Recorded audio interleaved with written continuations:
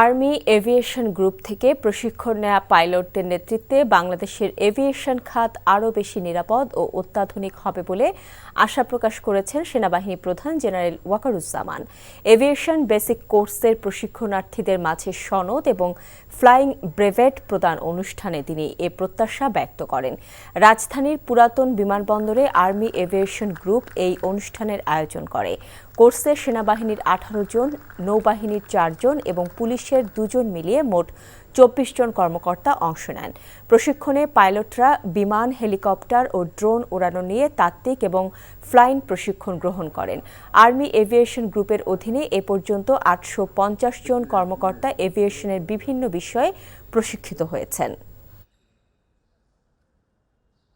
American helicopter, this helicopter, the US presidents do fly with these helicopters. We'll be having those, inshallah, in near future, where you'll find that aviation is becoming richer day by day.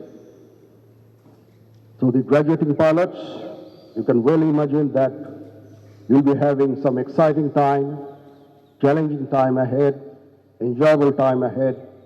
You'll be flying with all those. Thereby, we would like to enrich our Army aviation.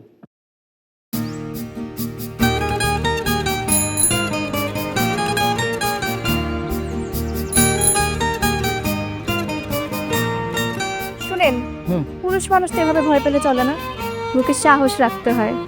যা বলবেন সোজা সাপটা বলবেন।